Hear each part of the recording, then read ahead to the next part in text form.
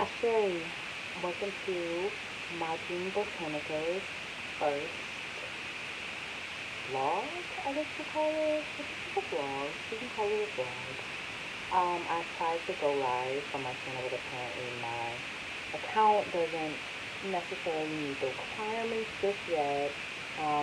So I decided to just record a video, and being that it's my first video, I think it will work out better this way. I'm a little nervous, but I am currently preparing for the new moon, and I thought that it would be helpful to introduce myself and also pull some cards, do a collective reading for the new moon, and kind of set our intentions and everything like that. So I am thanking you in advance for joining me and welcoming you to my channel. So what I'll do is a quick introduction of myself, um, and what I do, and kind of what my business and organization is about. Um, my name is Janine. I am a Libra Sun, Capricorn Moon, Libra Rising. I am the founder and owner of My Dream Botanica. I came to that name as it is the name of my maternal and paternal grandmothers. My maternal grandmother is Jean Day. My paternal grandmother is Margaret Henry, maiden name Kimball.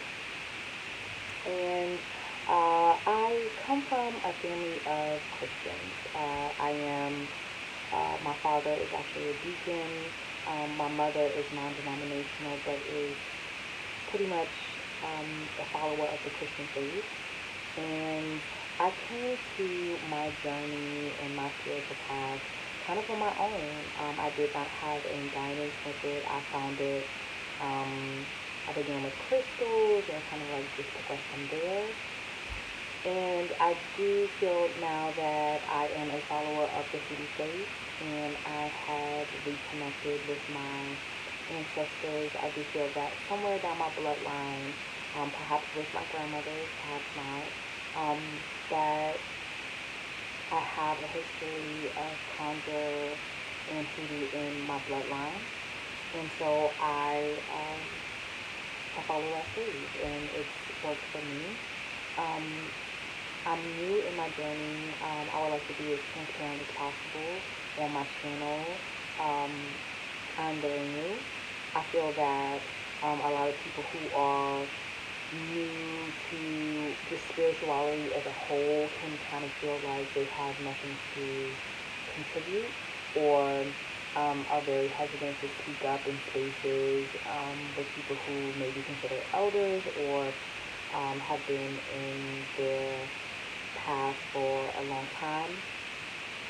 But I always refer back to a Buddhist philosophy that I read, and it says that sometimes newcomers can actually bring something new and a new perspective to something. So I always encourage people, like, just because you're new doesn't mean that you can't speak up or that you don't have anything to contribute. Um, and so I hope that my channel and my videos, my vlog, will kind of encourage people who may be new on their spiritual path to kind of like speak up, and don't be afraid to ask questions and inquire. Um, it's integral to your journey, and you should do it. So I'm hoping that me putting myself out there and being vulnerable will inspire someone else who is maybe new in their path to ask questions or just do their research. So with that, I am going to pull some cards for the new moon. I am cleansing my hands right now with Florida water. It's something that I use. Not everyone uses it, but it's something that I like, my ancestors like, and so I do frequently use it to cleanse my hands before I do a tarot reading. I use it to cleanse the items on my altar. I'll also do it in preparation for candles on my altar. So I dress my candles, which some people may not be aware of.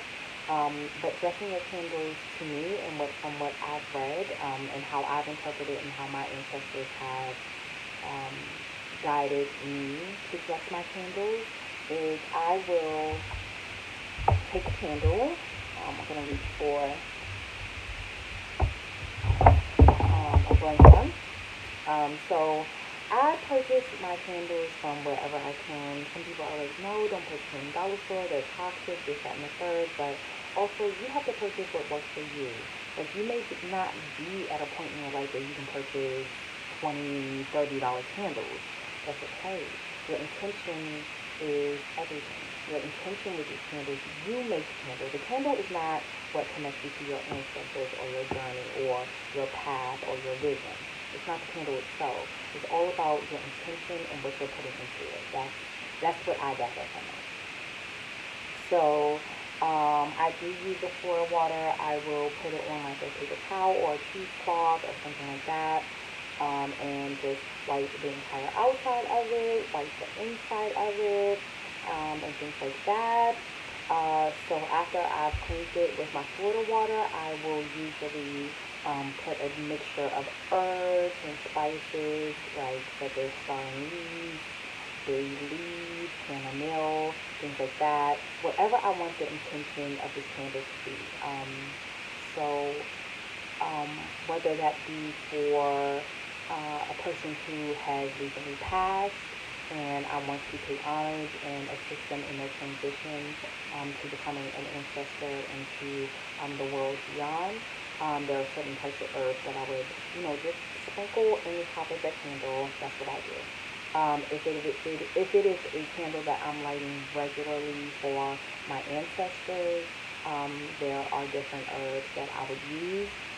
What I will do is put a description underneath this video and kind of like describe the herbs that I use for different candles. So once I sprinkle that mixture, usually I also incorporated oil. I currently make my own manifestation oils, which you can find on, you can either inquire about purchase through my Instagram page, which is at Majin Botanica, which is spelled Majeanbotanica,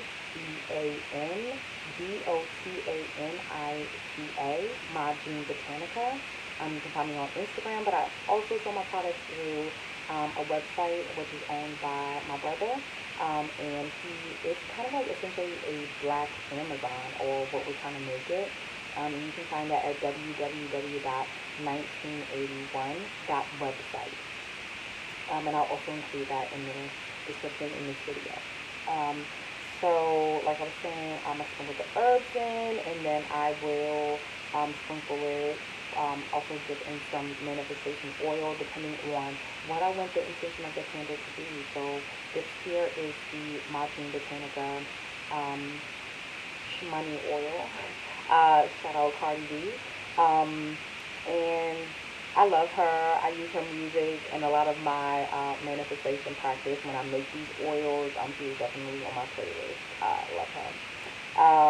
But I will sprinkle the oil or just the oil on top, and then I will like just take the oil and the herb mixture that is in the top of the candle and kind of like dip my fingers in it. And really get my fingers in there good. And then I will dress the candle. And I will take the oil and the herb mixture and I'll kind of just rub it down the candle, make sure that I coat the entire outside. Depending on what I'm working on, I will write on the candle first before I dress it in the oil. It just depends. It depends on how I'm feeling. Always go with your intuition, your ancestors, your gut, the universe, whatever you believe in will let you know the right things to do. So usually I dress the candle like that, and that's when I place it on my altar. So I am a person who does not believe in showing my altar on social media. I'm not for it or against it. It's just personally for me, it's my choice to not share my altar on social media because I believe that it's something personal and for me. So I don't share it. But that is how I dress my candles. Please understand, like, everyone is gonna have a different way of doing this, right? Everyone's gonna have different items on their altar. Everyone's gonna have a different way of dressing their candles, different way of manifesting. I'm just sharing the way that it personally works for me, and that's what I believe in. So, I've cleansed my hands. I meditated previously to this video. I think that meditation is a very important part of um, divination. I believe that you should definitely be in a good space. Like, I won't even do a reading if I am not in the right emotional or mental or spiritual space, because it's not going to work. You can't, it's like the blind leading the blind, to use a cliche, but if I don't feel like I'm in the right space, I tend not to do a reading. I tend to only do readings when I feel moved to do it, or I feel like my spirit or my ancestors have a message for me. And that's what I felt this evening. So I decided to do this video. I shuffle my cards. I also do not do reversals. Some people do reversals, some people don't. Totally up to you. I shuffle and usually do a one card pull. I do some spreads, especially when I do ancestral readings, but when it's for myself or it's like a collective reading, I try to just do one card and see what it means to me and what guides me with it. So I am going to just pull one card.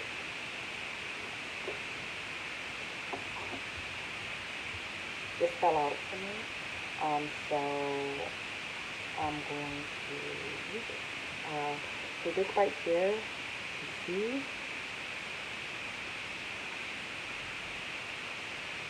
it's a Jack of Swords. I'm actually, to be completely honest, not even familiar with this card. Like I've mentioned, I am quite early on my spiritual journey. But what I have been learning in trying to learn the tarot is that try not to become so reliant on books and materials and things that interpret the cards for you, and really try to learn and have an understanding of the card for yourself. Because what one card might mean to someone else might not necessarily mean the same thing to you. And it's all about what your ancestors and what your spirit guides want your understanding to be of the cards, if that makes sense. So, to me, before I look up the meaning of this, I'm going to try and interpret this card for myself. So, when I look at this card, I see a woman, actually. I don't see a man, I see a woman. I see her holding three cards. I see a look of stillness on her face, almost like she is fearful of what is coming, but also trying to maintain, I guess for lack of a better word, save face. For maybe people who may be following her. So it's almost like she's feeling as if to be brave for someone else. So I noticed three cards. I also noticed three flags behind her. I almost feel like she's going into battle. I feel like it's like she's coming up against a war or a huge obstacle. And like again, she's trying to save face. She's trying to put on a brave front, even though she's very afraid. That she knows that she has people depending on her and people, looking to her for guidance and for leadership. And she is trying to be brave for them. So this would mean to me personally that it strikes me deeply as a Black woman. I think that it has been at the forefront of the conversation of like how Black women are often seen as the saviors of everything, and we're often looked at for inspiration and guidance. And when it comes time to give that same energy back to us, often everyone falls short. So my message from this card is self-preservation. It is understanding that you don't always have to be the leader in the battle. Understanding that it is okay to put yourself first sometimes. It is okay to um, save yourself. That's what's jumping out. Those are the words that are jumping out at me. Save yourself. Save yourself. Especially in a time like this. We are in a pandemic. We are in a very rocky and highly toxic and caustic political environment. We have a leader of the free world who is a racist and a bigot, and it is especially hard for people of color during this time. And it is imperative that we understand that yes, it is important to fight the fight. It is important to fight the good fight. It is important to be out there on the front lines, always calling for social justice, always calling for fairness, always calling for equality and equity. However, at the same time, this is also a time for introspection. This is also a time for, as I mentioned before, self-preservation. Um, we have to look out for ourselves, and we have to look out for each other.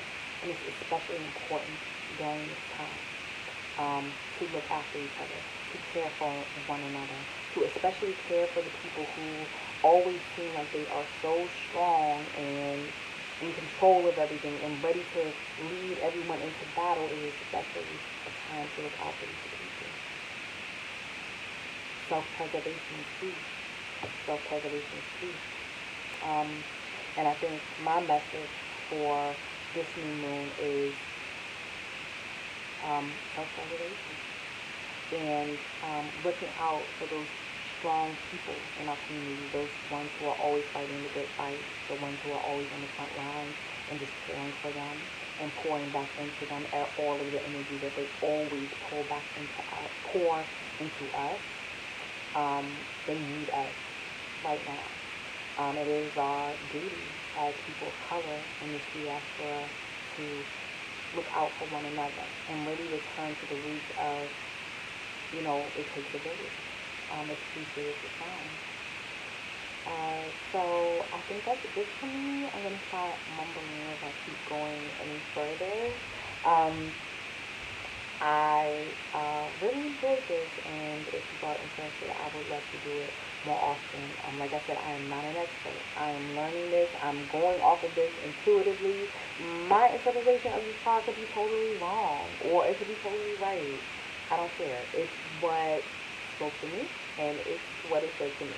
Um, so if you like this and are interested in seeing more, please like, subscribe, and share. So this is Janine. I'm signing off. Thank you. Bye. Hope to see you soon. Check me out, my Jean Botanica on Instagram and also at www.1981.website. Thanks.